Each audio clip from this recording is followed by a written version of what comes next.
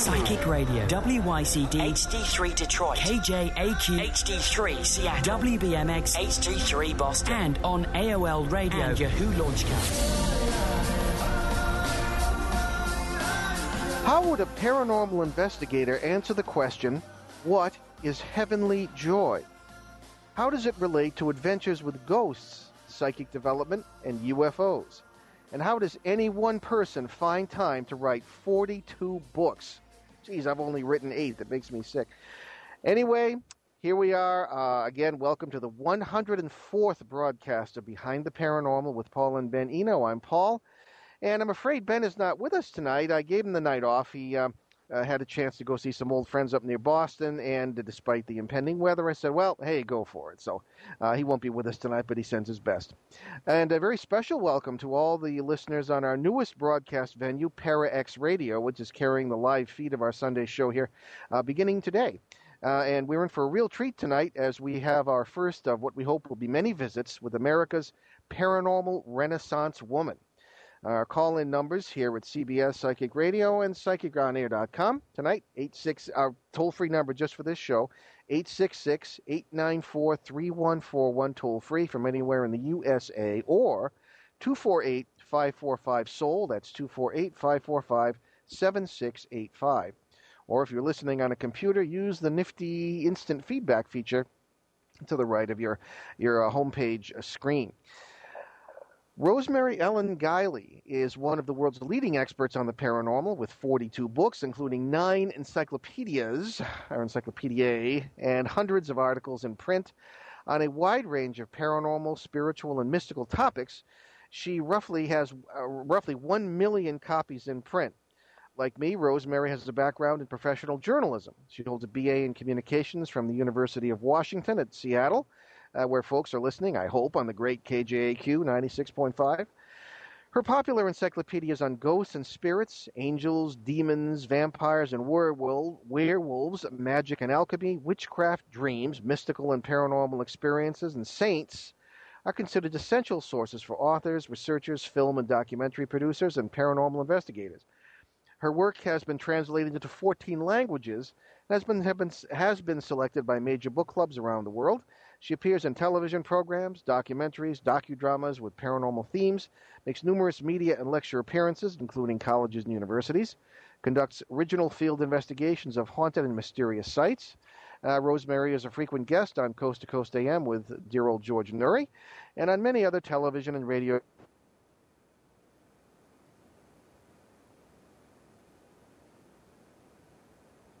.com.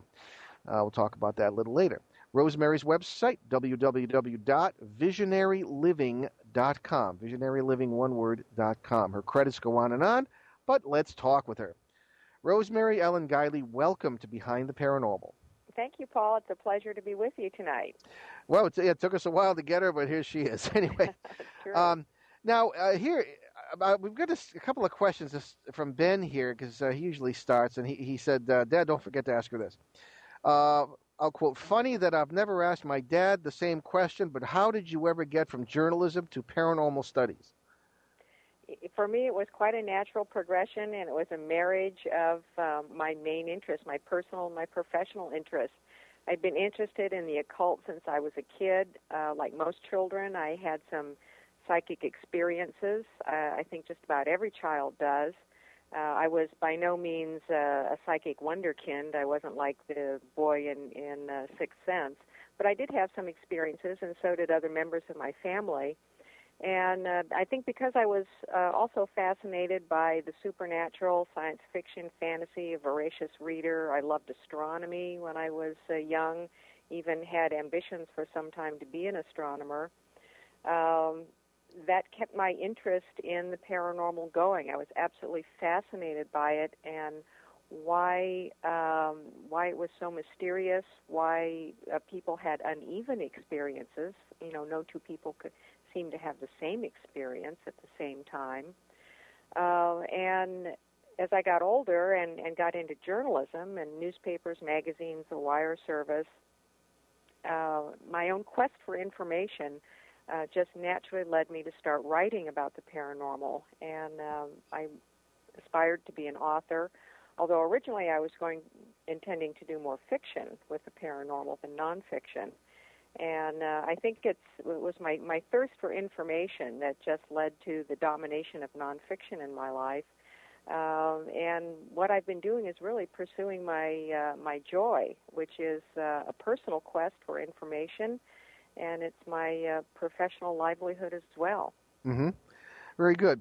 Well, like us, this is another question from Ben. Like us, you study all areas of the paranormal. Do you see any common link between the human experiences of ghosts, UFOs, lake monsters, and all that? I do. I think all of these things are interconnected. I think that our paranormal experiences take us into other realms, parallel dimensions, otherworldly realms.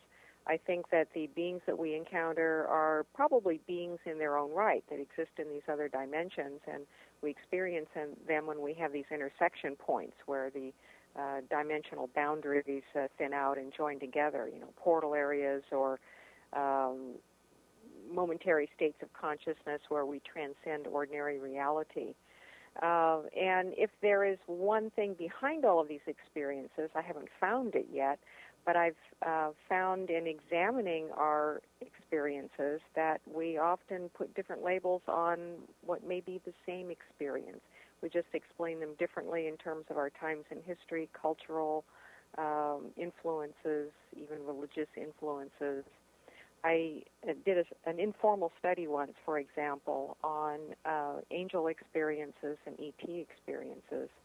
And except for the people who described abducting experiences, because I haven't found any abducting angels yet, but if people were being visited by well-intentioned, lofty-minded extraterrestrials who were coming to help and inform and teach, they were almost identical to similar experiences that people ascribed to angels. And it just seemed to be the label that was different, not the experience. So I believe that human beings have had these, what I call core experiences of encounters and paranormal phenomena throughout our history. Clearly, we're experiencing something that is not completely of our reality. The question is, what is it, and why are we having these experiences, and what should we be doing with the awareness, and how should we be integrating them?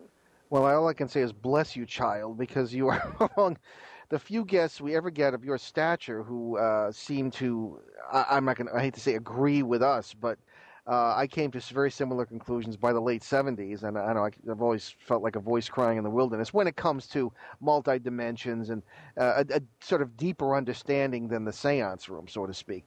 Anyway, let me remind everybody of our call-in numbers tonight. Toll-free, 866-894-3141.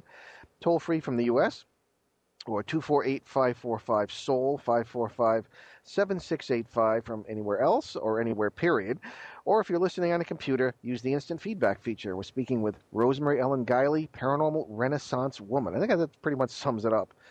Now, many of the experts I just mentioned, we don't suppress any opinions on this show. I respect everyone, and I'm the first one to admit maybe I'm wrong. Maybe I came to these conclusions because I have this weird theological background or whatever. I don't know. But it seems to me that a lot of them seem stuck in the 19th century, especially a lot of pop ghost hunters, as they call them. Bless their souls. They're the salt of the earth. A lot of them are doing great work. But it seems that we ought to be, I don't know. I wanted to get your comment on this. We ought to be using what we're learning in the paranormal to teach cosmic lessons, to say, here, Joe, okay, you drive a truck during the day, but you're also alive in a zillion other worlds where you are all the rest of us, where you are so many things that is beyond what we can imagine. It can transform our spirituality and our whole understanding of the universe. And it's very hard to communicate that. I don't know. Well, it is because a lot of people get stuck on phenomena. That's where the excitement starts, and that's where it stops. And that's one of the shortcomings that I find in paranormal investigation a lot, is that people are fascinated with experiencing phenomena, and that's all they want. And they stop asking questions after they've, hey, we've got a ghost here, had that kind of experience.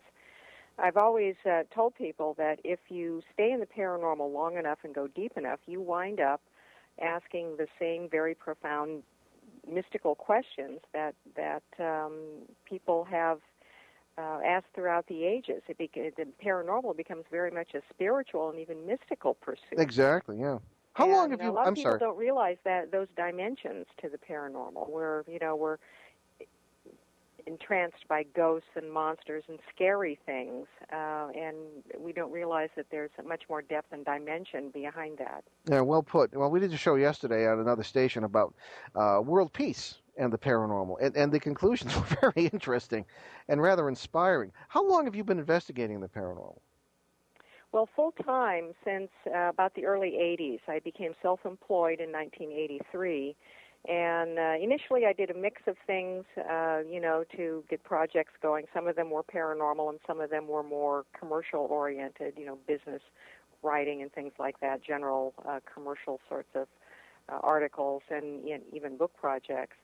But I was doing paranormal investigation in the 80s before it got to be a very trendy thing. Mm-hmm. And back in the 80s, if you did ghost hunting, it was considered to be kind of an odd thing. Tell me about try it in the 70s. That's when I started. I thought I was nuts. Oh my gosh, yeah, and who had a lot of equipment? It was simply wasn't we had a available camera to and the a tape general recorder. public. Yeah, that's right. You had a camera and a tape recorder, not a digital. Yep. And you took a notepad and maybe some old-fashioned things, but you didn't have all the technological gadgetry that people have today. So the field has changed substantially. Absolutely. And that's good because we have more, I think it's good that more sophisticated equipment has gotten out there. Well, we'll talk about that in a minute. We've got to wrap for a break. Sorry to interrupt. We're going to take a commercial break here. Be right back on CBS Psychic Radio, Behind the Paranormal, with Paul and Ben Eno. And tonight, Rosemary Ellen Guiley. We'll talk about ghosts. Stay with us. Be sure to check out Breakthrough with A.J. Barrera, Tuesdays at 10 p.m. Eastern on The Sky. Breakthrough with A.J. Barrera will feature world-renowned experts in the body-mind-spirit fields, authors, celebrities, conversations about personal life issues in today's society, and intuitive readings by A.J. Barrera. It's a show that'll transform lives. Breakthrough with A.J. Barrera, Tuesdays at 10 p.m. Eastern, live on The Sky. CBS Radio's The New Sky. Believe. NewSkyRadio.com.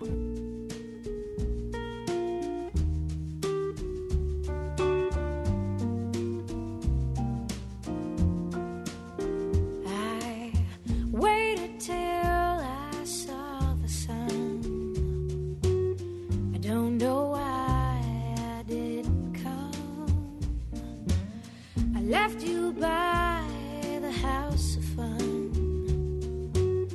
I don't know why I didn't come. I don't know why I didn't come. When I saw the break of day, I wish that I could fly away. Instead of kneeling in the sand, catching teardrops in my hand, my heart is drenched in wine. But you'll be on my mind forever. Out across the endless sea, I would die in ecstasy, but I'll be a bag of bones, driving down the road alone. My heart is drenched in wine, but you'll be on my mind forever.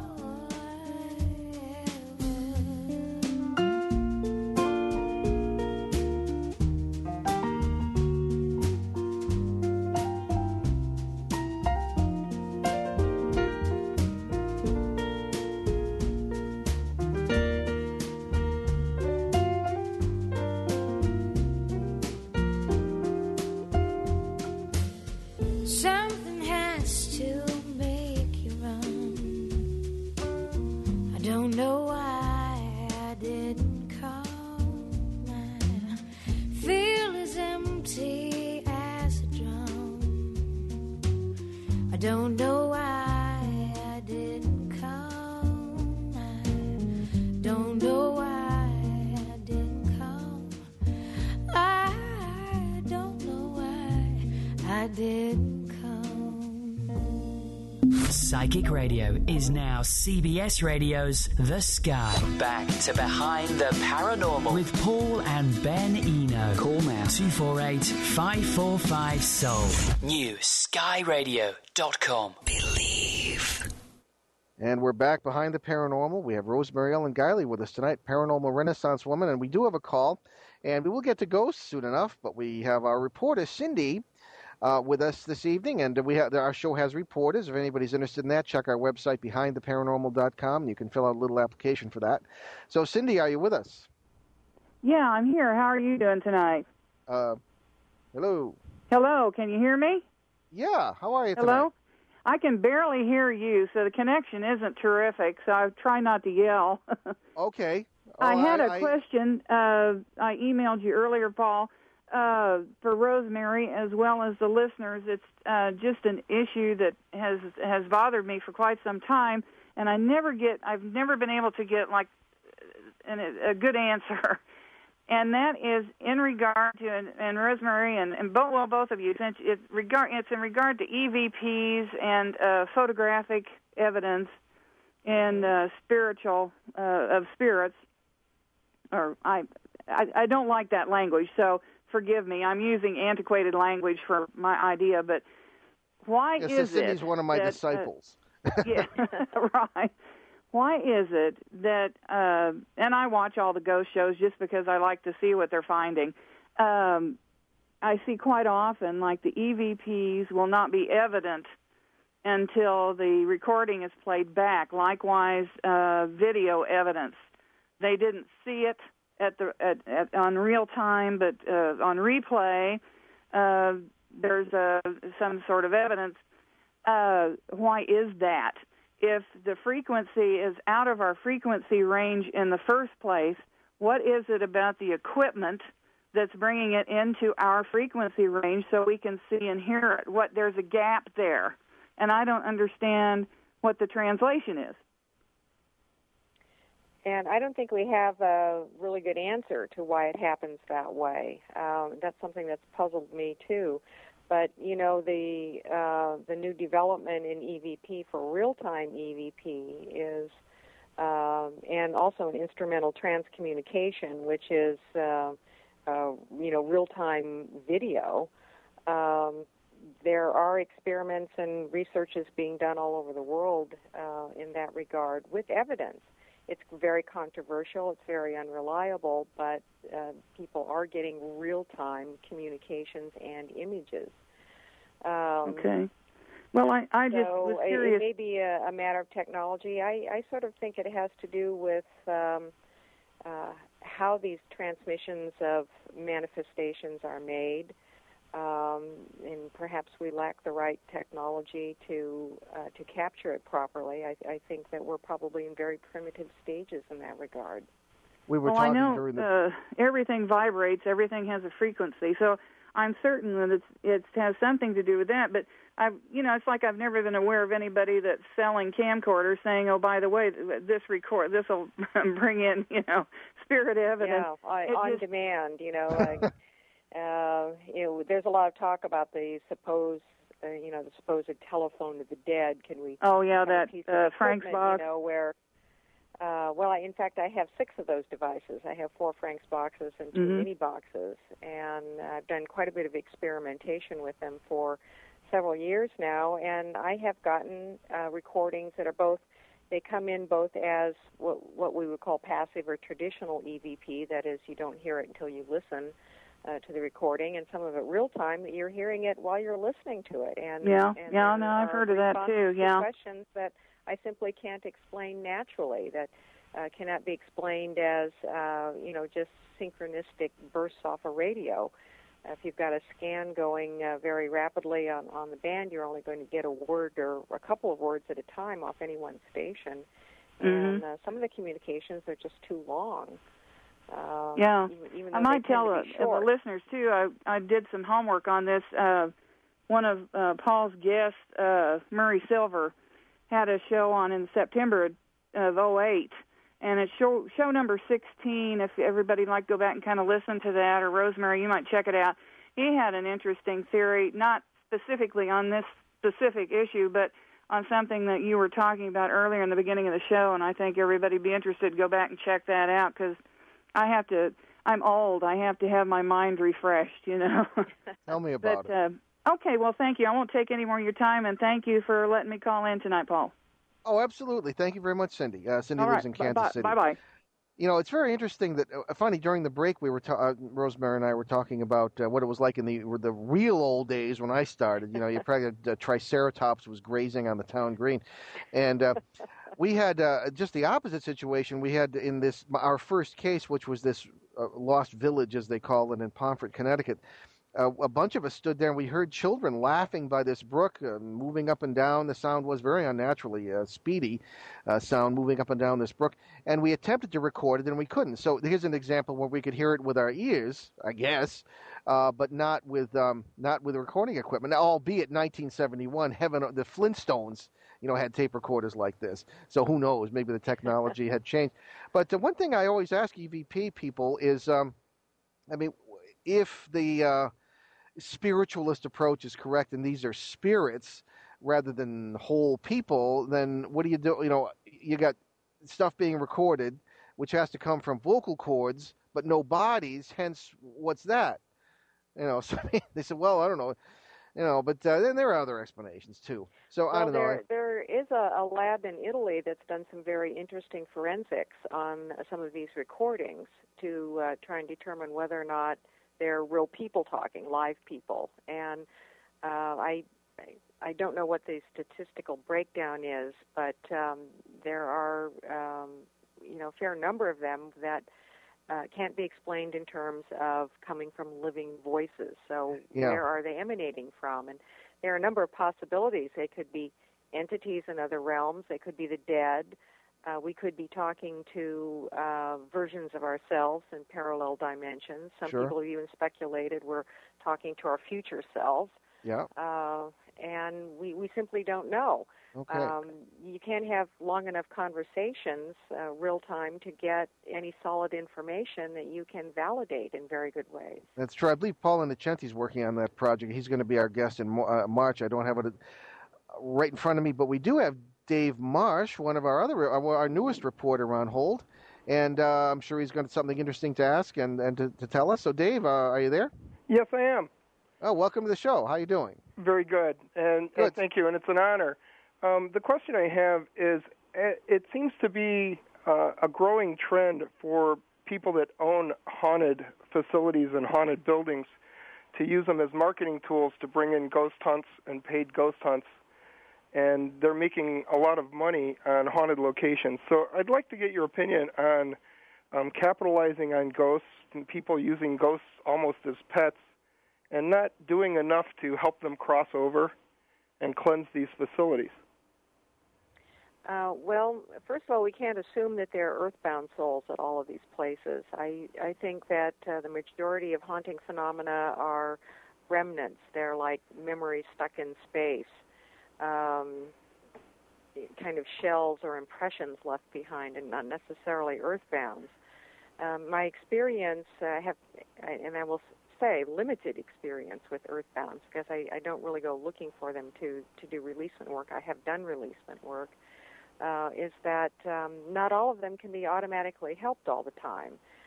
Depends on the reason why they might be stuck, whether or not they want to become unstuck. And the ones I've encountered are, unless they know they're stuck and they really want to get unstuck, there's not much that you're going to do to dislodge them. You're not going to get rid of all the ghosts in Gettysburg, for example.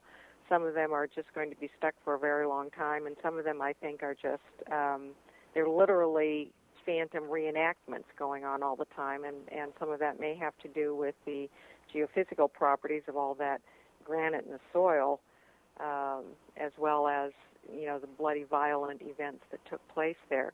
So it becomes very complicated in terms of why a lot of places are haunted. And one trend that I have noticed as I get deeper into more complex cases, and Paul can relate to this too, is that a lot of times there are things, I think that there are entities and presences who create haunting phenomena that are not the human dead, but may manifest a lot of phenomena or even masquerade as the ghostly dead, and they're not going to be dislodged. They've got access to our world, and they're very territorial about it, and we're not going to get rid of them. In relation to your question about capitalizing on it, the commercial aspects of it, I don't have too much of a problem with it because it's bringing an awareness of the paranormal to a wider audience. Yes, a lot of people are just in it for the thrill-seeking. That's one of the shortcomings in paranormal investigation in general. But for some people, a deeper interest ignites, and they do pursue it in a different and broader perspective. You know, it becomes a beginning of a journey instead of just entertainment for the evening. So it's a mixed bag. You know, it's a kind of a double-sided sword of pros and cons. Well, actually, David, the same thing has kind of bothered me from time to time. But on the other hand, I tend to agree with Rosemary that in a lot of cases this is not necessarily what it appears to be. I'm thinking, for example, of one of the few conferences I've been invited to speak at. I don't know, people don't tend to like what I say, but they had me leading a ghost hunt that night, which was rather a shock because I usually don't do that sort of thing. But we did encounter someone who is simply there. And in my estimation, in my opinion, she was there in, I forget what year it was. It just, again, it was, is, will be. It doesn't make any difference. It's all one reality. You know my theories, David, I'm sure.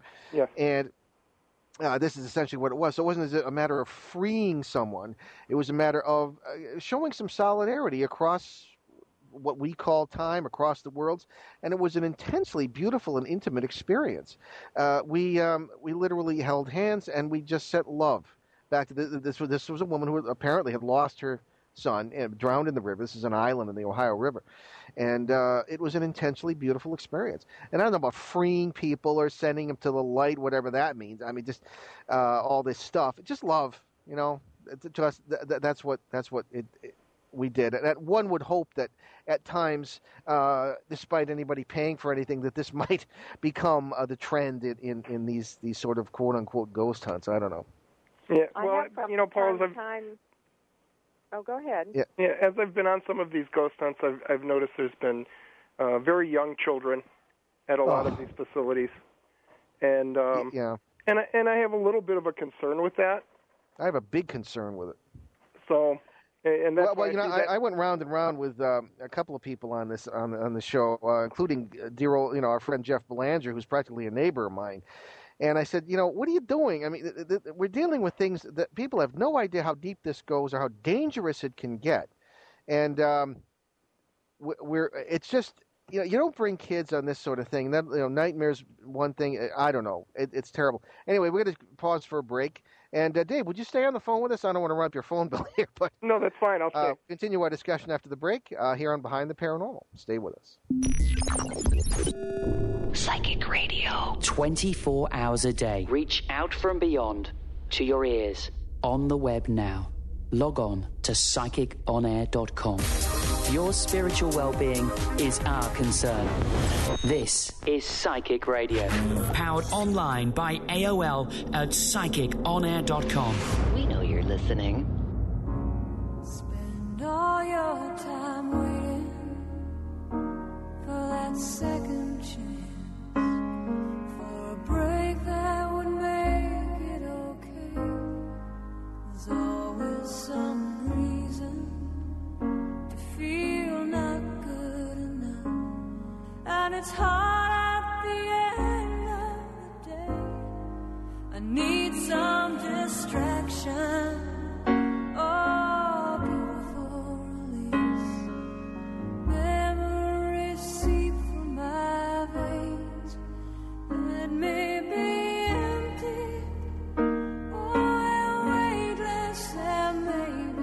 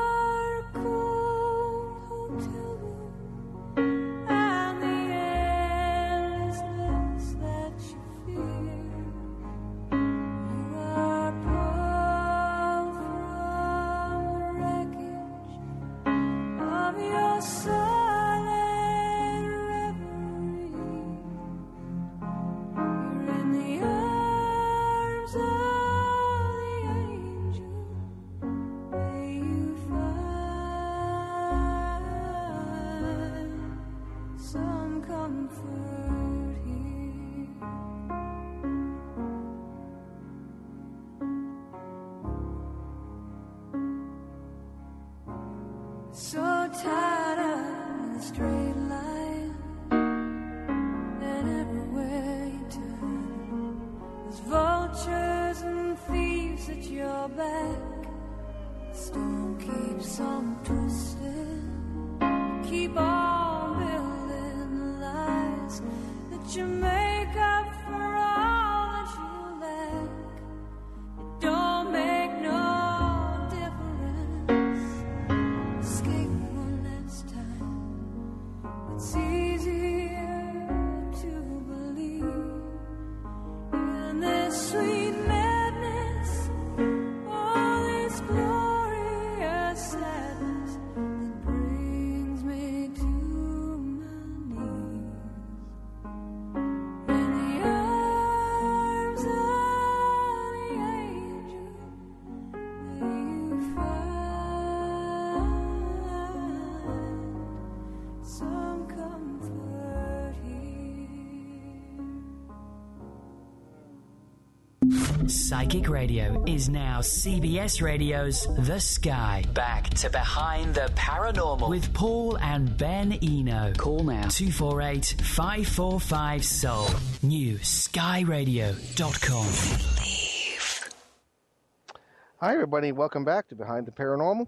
Our number does seem to be down, our toll-free number, but stick with the 248 number. That's 248-545-SOUL or 248-545-7685. Our guest this evening is Rosemary Ellen Guiley, paranormal Renaissance woman, and we've already had an interesting conversation with a couple of callers talking about EVPs and ghosts and having a little, I guess, TLC at sites where people have ghost hunts. And we also have our good friend Dave Marsh, who's a reporter for our show, and we're going to continue our discussion.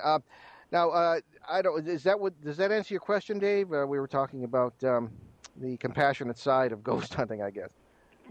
Yeah. Again, I mean, I'm just concerned with the growing trend of these hunts having more and more younger people, and just being more marketed toward that. Because I do like to be a very serious ghost hunter, and I get a lot of EVPs that are direct answers to direct questions, and I'm just, I'm a little concerned when children see those, or children get those, or 12-year-olds get those. I'm extremely concerned with that, particularly from a viewpoint that might not have occurred to some people. I was telling Rosemary before we started, we had a show on Saturday on a different station about teen suicide, and Ben and I, as a father and son, were giving sort of give and take on that. And Ben was 13 when he started this, and here I am, I'm always railing at people about bringing their kids, but I don't know, he grew up with this, and he was extremely mature about it, and my wife and I were very, very concerned about making sure that he was ready for this, and he has been a tremendous asset, but that's unusual. The teen suicide thing, from the viewpoint of the paranormal, gee, Paul, if I just, kill myself here, maybe I'll wake up in a better world, or whatever you want to, however you want to interpret the multiverse thing, or I can't deal with this here, and maybe it'd be, and this is the kind of thing you get. And I went hog wild, talking about parents, and they don't need pills, they need their parents.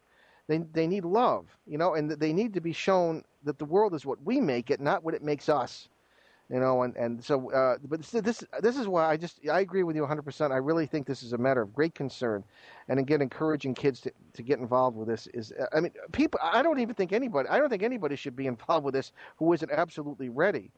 I often say I was at this conference a few years ago in Tampa, Ghost Hunting for Beginners, which I appeared at against my better judgment.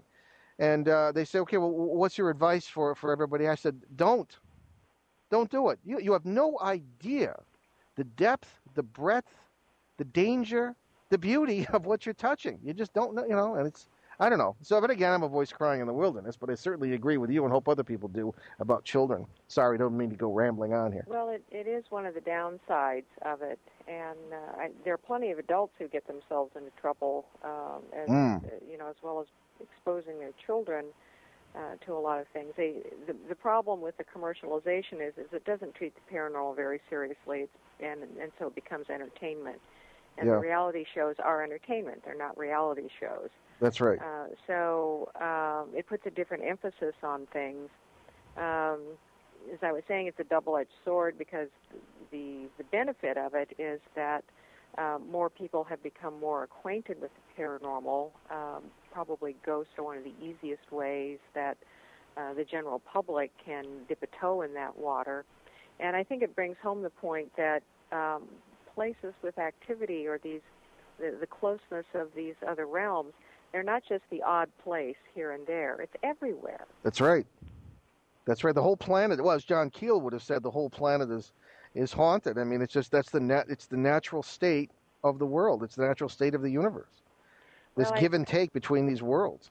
I've often said that there isn't a square millimeter on this planet that isn't haunted. Yeah. And if we picked up on all of the psychic overlays of all the phantom residues that have been left behind by living things, we would feel pushed right out of our reality. And so it's probably just as well that we can't tune in. We tune into the more dramatic things, that the big events, emotionally intense events, are things that we have a resonance with. And we do have resonances with certain periods of history, and I think that's why we tend to encounter more ghosts in certain eras than in others. Well, that is one thing I wanted to ask you. David, I didn't want to step on your toes here. Do you have any more questions for Rosemary? No, that's it. Thank you both. Oh, thank you for calling in. Hear from me again soon, I hope. Okay. Again, folks, if you'd like to be a reporter for our show, go to our show website, behindtheparanormal.com, and there's a little link there where you can fill you in on just how to do it. It's not too complicated, and you might enjoy it. Anyway, I don't know if you know Annette Martin, but she works with Lloyd Orbach, and she was on the show, a different show on a different station last week. And she's very traditional in her approach, and she happened to mention residual hauntings. Mm-hmm. Which it's ironic, because I was one of the original advocates of that theory, but then, by the end of the 70s, early 80s, I didn't believe in it anymore. He said, "You don't believe in residual hauntings?" I said, "No, I don't think it's good enough." I mean, So what's your take? What's your take on that? First of all, what is a ghost? Let's go to the heart of it, and just give us your interpretation of what a ghost is. I think there are different explanations of ghosts. There are probably different kinds to account for the different phenomena that we experience. Most hauntings involve inactive imprints where you encounter the same thing in the same place, sometimes at the same time. The ghost that always walks down the hallway, mm-hmm. always stands in the corner, that sort of thing. And they don't seem to interact with the living. They're just simply present in sort of this different dimensional space. And they are perceived when people can tune into that different dimensional space. And I think that they're residues left behind by the living, kind of like a psychic library of some sort. And then there are more active ghosts that I think are some sort of shells that are left behind, that there may be pieces of our personality or spirit, some sort of energetic thing that gets left behind that is capable of interacting more with the living. And I see those in progressive aspects, where some exhibit low level of activity and some a more intense level of activity. I do think that it is possible to be earthbound. That accounts for some of them. And some apparitions may be some sort of vehicle that the dead, or maybe masquerading beings from other dimensions, can assume, like a shape-shifted sort of form, in order to manifest in this world. And that may account for some of our more active encounters as well. All right. Now, I've really seen a wide range of things. I've seen full-bodied apparitions and partial-bodied. I've seen mysterious creatures, phantom creatures that I can't explain. I've heard things, smelled things, felt things. It's really run the gamut over the years. Sure. Yeah, well, me too. But I don't know if you go as far as I do. I ask questions like, maybe it's the philosophy degree, but without our bodies, are we still us? That's why I have trouble with the spirit thing. Mm-hmm. I don't think it's that's what really led me to kind of believe we're dealing with actual people bodies. And I don't believe in death at all, and I don't even believe in the death of the body, because it's existing in so many ways and worlds, and it's all us. But that's me. I don't know. So you do essentially believe in residual hauntings. How? Well, we got a break coming up here, but I'd like to ask, how you think that might work after the break. But anyway, we're here in Behind the Paranormal. We're having a great conversation with Rosemary Ellen Guiley. Stay with us. We'll be right back. Join Mystic Radio with Rob and Alexis Wednesday at 3 p.m. Eastern and 12 noon Pacific as metaphysical mother and TV personality Rob and Alexis helps countless people around the globe live fuller and more conscious lives. Robin serves you using her gifts as a medium, medical intuitive, past life reader, and more. Get your free on-air readings Wednesday at 3 Eastern and 12 noon Pacific, right here on the Sky. And check out Robin's Soul Spa at robinalexis.com.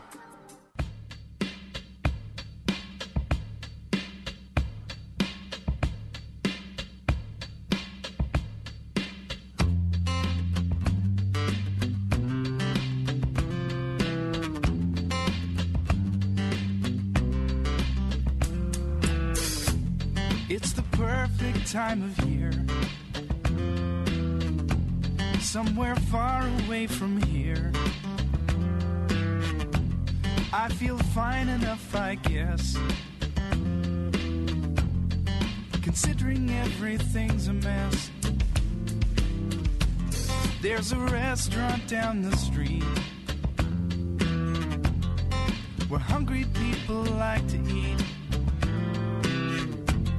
I could walk, but I'll just drive. It's colder than it looks outside. It's like a dream you try to remember, but it's gone. Then you try to scream, but it only comes out as a yawn when you try to see the one beyond your front door. Take your time, so way I'm gonna make you smile when you realize the guy by side might take a while just to try to figure out what all this is for. It's the perfect time of day to throw all your cares away. Put the sprinkler on the lawn and run through with my gym shorts on. Take a drink right from the hose and change into some drier clothes. Climb the stairs up to my room, sleep away the afternoon. Like a dream you're trying to remember, but it's gone. Then you try to scream, but it only comes out as a yawn when you try to see the one beyond your front door. Take your time, so way out on you, make you smile when you realize the guy by side might take a while just to try to figure out what all this is for.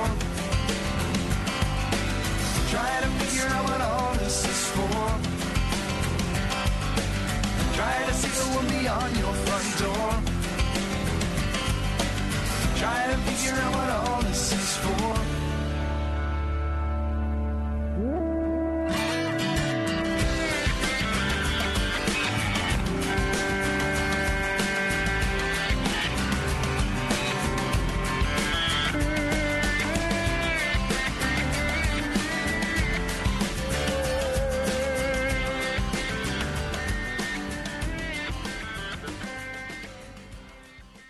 Psychic Radio is now CBS Radio's The Sky. Back to Behind the Paranormal with Paul and Ben Eno. Call now 248-545-SOUL. New skyradio.com. Believe.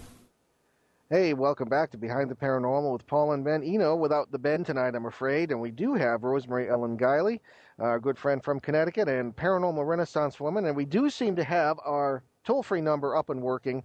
Here, the last part of the show, 866-894-3141, toll-free in the USA, or our regular number, 248-545-SOUL, 248-545-7685. And we began to talk about ghosts, and I was going to ask Rosemary about residual hauntings, as they're called, or whatever term you may use. So, Rosemary, I've just been always been a little fuzzy on how that might work. Are you saying these are recorded on the environment, or how exactly would you explain it? Well, nobody knows the mechanism by which, like an imprint, a phantom imprint, gets impressed in, I guess, what we would call etheric space.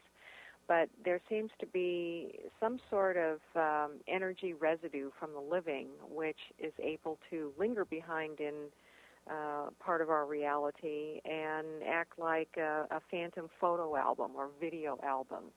And a lot of these are fragmentary. It's a glimpse of something left behind. These are often associated with intense emotional states or events. Most of these hauntings tend to have an unhappy edge to them because of these violent events. There may be something in the negative emotion that makes it easier for this to lodge in our psychic space. Murders, suicides, accidents, battles, wars, things like that. And some ghosts who linger along in homes are known from historical record to have had intense emotional attachments to those places or to things that happened in those places. So there's something about the emotional content of human living which seems to be able to leave behind a lasting record. Now, these don't seem to be permanent.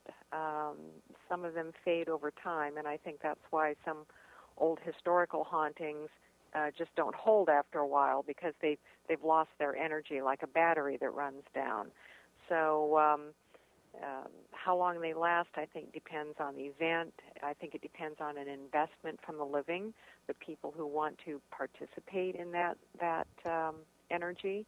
And it may have to do a lot with geophysical factors, that there's something literally in our physical environment which lends energy that keeps that sort of thing going. Okay. Yeah. All right. I have run into things like that many times in the past, but again, I always thought it doesn't quite do it. I don't know. I've seen, and I'm sure this happened to you too. Standing, for example, at a site where something's going on and having the same sound seeming to repeat itself, or the same people reporting the same, or similar people, or I should say, different people reporting the same event. For example, the invisible ox cart driver at this place in 1971. It's been reported ever since, off and on. But again, I just am not comfortable with the recording thing. It seems to me these were. And next time I'm over there, I think I know the guy's name. I'm going to try a little communication. Have you ever tried running toward one of these sounds, kind of chasing the thing, so to speak? I have often tried to chase the phenomena, and it usually has a way of evaporating. Well, to me, it kind of... The closer you get to it, the more it recedes or disappears on you. Well, I haven't had quite that experience. When I chase the this or that sound or voice or whatever, it seems to have moved just over there. Or I chase it and it moves just over there. It doesn't disappear.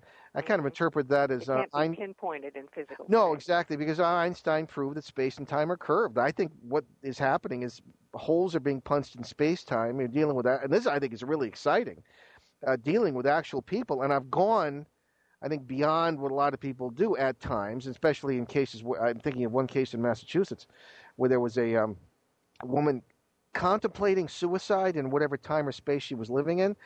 And we talked her out of it, and everything changed, And so again, I think their bodies are there too. I don't believe in the spiritualist thing. I haven't found that to hold water. Again, maybe I'm wrong. I don't know. Maybe I'm just interpreting it wrong. I know everybody else believes something else, but I don't know. But again, whatever the explanation, it is very, very fascinating, and you can reach across and help. I think certain. A lot of these haunted places, I think that they do sit in these portal areas. They're openings or places where there's an easier movement between dimensional realities, and so things come through. Yeah, thin things. But in so many of these haunted places, we find the same thing happening in the same place over and over again, and that lends itself to some sort of I can see what you mean. Yeah. Why would something come through doing exactly the same thing all the time for people to witness? Because that's where the worlds are merged. At that point, that's my interpretation. But again, who knows? Who knows? Anybody. The more you answer one question or think you do, and you get 10 others. Well, that's very true. So You think you've got one layer solved, and then there's 10 layers behind that. Yeah, and you exchange ideas and experiences, and everybody learns, hopefully. That's the thing. Okay, now, oh boy, we're down to a couple of minutes here. I hate this, because we have these wonderful conversations with great people like you, and we have to end them. You mentioned, well, we call them parasites, negative entities who will masquerade or do these things. And, of course, in folklore, they're known as demons. You've had a lot of experience with them, have you? Yes, I have. I've encountered entities that I think are shapeshifters and tricksters. And sometimes I think we don't really know what we're dealing with.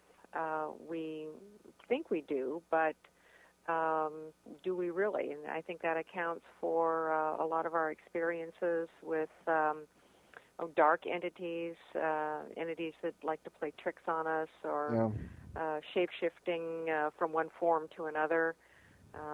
There are some hot spots where quite a range of phenomena, I think, can be accounted for in that way. Exactly. We're getting to be flat out of time here, but I wanted to remind everybody, visionaryliving.com, Rosemary Ellen Guiley, and also International Metaphysical University, where she teaches some great courses. intermetu.com, hopefully soon. intermetu.edu, well, hopefully getting accredited there. Rosemary, thank you so much. It's been great, and we hope to have you back many, many times for many, many great conversations. Thank you, Paul. Okay, we'll be in touch. Okay. All right, folks. Well, we're coming down to the wire here, and I just wanted to remind you that, we thank our producer, Will Kosnick. We'll see you right here next Sunday, January 24th, 7 p.m. Eastern, 4 Pacific, on CBS Psychic Radio, New Sky Radio, psychiconair.com, when we'll welcome back an old friend of the show we haven't visited in some time for a very unusual show, animal communicator Karen Anderson, KarenAnderson.net, for a look at communication with animals, especially pets. And she will do a couple of readings, but it has been prearranged. I'm afraid all the spots are full. But again, Karen Anderson, look for her next week. Check out our Saturday show, 11 a.m. Eastern, 4 Pacific, WOON, 1240 a.m. in Southeastern New England, onworldwide.com. And hear rebroadcast of this show here on CBS Psychic Radio, Saturday, 7 p.m. And I want to leave you with a quote from Albert Einstein. Imagination is more important than knowledge, for while knowledge defines all we currently know and understand, imagination points to all we might yet discover and create. Now, we wanted to, again, just thank you for listening in. And again, our friends on ParaX Radio is our first time we've been live with them. Check our podcast as well, always available for free download, behindtheparanormal.com. And we will see you next week.